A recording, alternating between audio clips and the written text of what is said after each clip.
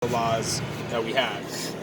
And although I get that you don't necessarily want to, or adhere by them, I should say, we still have to do our part. I understand. And then that's where the courts come in, you know? And it's hard, too, on my part because it's hard to educate a police officer on the side of the road, you know? Sure. And you guys, you don't know all the laws. You're not. There's like hundreds of them.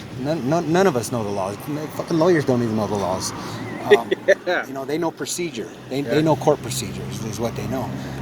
So it's hard to educate a police officer on the side of the road, and it's hard for me to know what to say to not just get fucking pulled out and extracted. And I will admit, I'm glad you didn't just do like a little damn sliver. You know what I mean? That's just annoying for everybody. Because one, I can't hear you.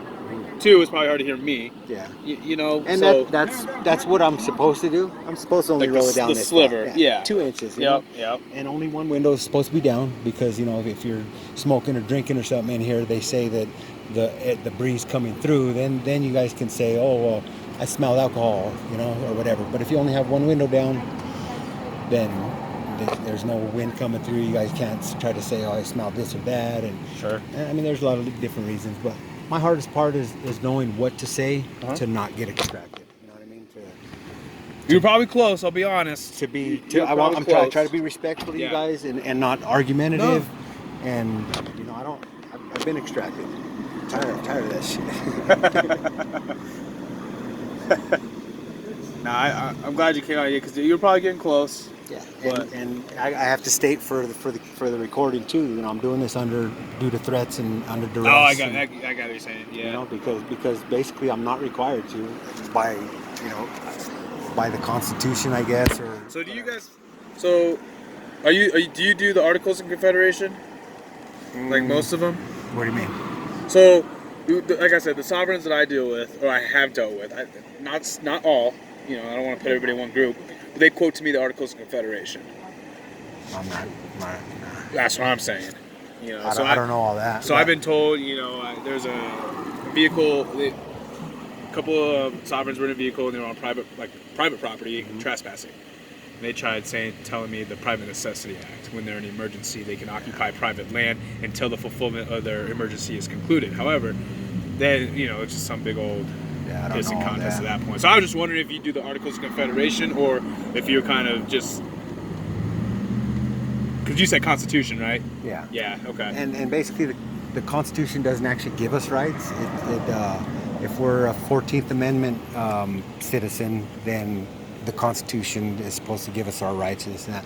But we basically operate under, God's inalienable rights. What we're born with. Sure.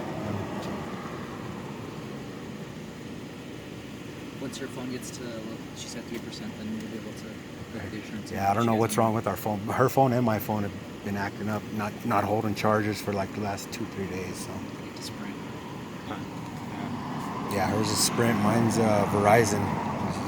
It's just the phone. And the chargers, I think it's the cords and the chargers. Maybe some water got in the charging cable.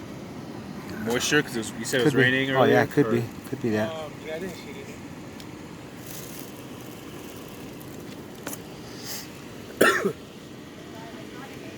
But yeah, I'm not anti-government or nothing. I'm probably- anti-state. I Yeah, don't think the state should be poking their nose in everybody's private business and basically getting paid off everybody else's mistakes, or miseries or whatever.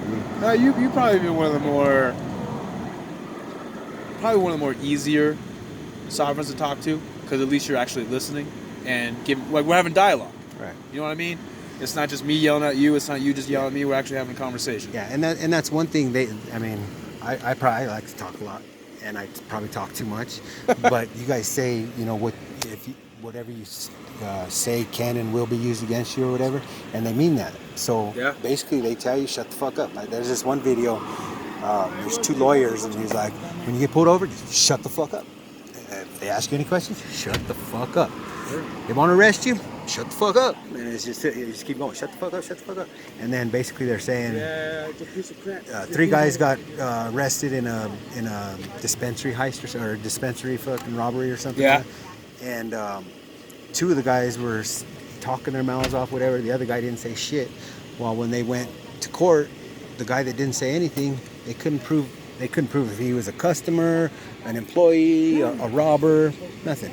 So these other guys that were talking their mouths off, they both got convicted of whatever crime. The guy who shut the fuck up, he walked because you can't prove it. For all Is there they cameras and stuff or what? I think there's cameras, So, yeah, but you, basically, not like a crystal clear camera. right. But Yeah. I mean, basically, but because he didn't say anything, they couldn't prove if he was Sure. a customer, if he was, just buying, just there to buy some weed or whatever. But it makes sense. Anything you say can and will be used against you. And Well, that's why we read with people. You know, like I'll at the end of it, like I'll do the whole Miranda rights, and then I'll add a little bit extra. Like, you don't have to talk to me if you do not want to. right. You know what I mean? And that's the best. That's the best practice is to just shut up and not say anything. Because Well, I don't think a lot of people know either. They can pick and choose what they want to answer too, if they do want to Sure, talk. You know what I'm saying? Like they don't have to answer this question, but they can answer this. You know, so Sure. You know, there's ways. And basically the thing, one thing that I learned is to not just to be rude and say I'm not going to answer any of your questions, this and that, but to ask questions of you as well. Like create a dialogue and basically, I mean, just not be a dick. You know what I mean? Sure. Just and that's my problem is I've always been argumentative. You know what I mean? You guys pull me Sure. over and I'm like, I don't got to show you shit. But, I just started. Well, that's probably the worst thing to get started off because now like you're here, right? Now we just keep raising. And I try to de-escalate the shit. Yeah. And it just doesn't always work that way. Yeah. It's kind of. It's like I mean, it was kind of escalating with the first guy that got here. You were really cool. You were real respectful. This guy over here, he was escalating and he was ready to pull me out. Sure. He's basically telling me you're going to do this, and Well, he wasn't there's listening to there's different types of policing. me. Sure. You know what I mean? Like I've been doing it for a while now, and I found that kind of just trying to be respectful and understanding is kind of the best way to get results. Yeah. Like the cops that pulled us over in Commerce City last week, they were almost all rookies. Yeah. And I mean, the guy who came to the window, my wife was driving. He saw the tags came back stolen. Oh. Then he looked before you got the temp tag, or yeah, before this temp tag. Yeah. Because somebody had switched our plates. Oh, Because okay. she had just got carjacked a week and a half ago, and she pressed charges or whatever. But he's yet to be caught. Well, he knows where we're staying and everything because it's her friend's boyfriend. So he's fucking with us. He was making because she called the cops like two or 3 days in a row. Well, she come to find out the detective that she was talking to said that there was like 3 or 4 calls the day before, and it wasn't us that called. So I think he was kind of trying to make all these calls to like crime wolf basically, Sure. so that one of these days, we're gonna call and you guys ain't gonna show up. They're just tired of coming and not getting anybody. So he's been fucking with us. So we think he changed him. But then the cop comes up, he gets the stolen plates, and then he comes up and he sees all this. And he's like, "Get your hands on the thing!" And you could just see him. He was shaking, and I got it all recorded and everything. There were a lot of rookies there. well, see, Hi, baby. Hi, love you. well, you see with that, you kind of show your hand. Yeah. You know. And he was there all by himself too, and we probably waited a good 3-4 minutes before all the other cavalry showed up. Yeah. And there was another probably 3 or 4 rookies, and I understand you guys. It was stolen, all the circumstances together. They had to pull us out and figure it all out. You know what I mean? But it's just a lot of rookies. And it's kind of scary. It's kind of scary because he was like, Everybody's a rookie at some point, though, right? Yeah. But I mean, he was ready. I said keep your area, and she kept moving and like moving her hands. He's like, babe, this guy's ready to fucking shoot us. See, I always tell people always keep your hands where I get it, because when I'm not working, man, I do not want to be contacted by the cops either. You know what I mean? But at least if I'm given some type of order, right, wrong, or indifferent, I'm gonna follow through. And then if I think it was wrong, then that's why we have courts that we can sue, criminal complaints, stuff like that. Right? There's checks and balances to it. But there's a time and place, and that's our redress too. Is suing a civil suit in court. You know what I mean?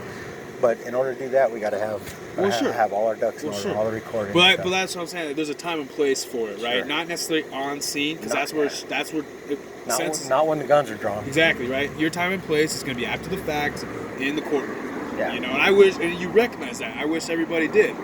Because you get people who they don't, and they want to make their case right here and now. Well, this ain't no damn courtroom. I'm no lawyer. Yeah, like I said, you know what I mean? It's hard to educate a police officer on the side of the road. So I'm struggling with learning what to say, how to say it, Right. to not get extracted. You know, not So get arrested. when your wife's driving, is it kind of different? Yeah, it's different. Yeah. It's way different because Is she more like she gives us? She'll give it all. Yeah. To you. She'll have it ready when you guys get here.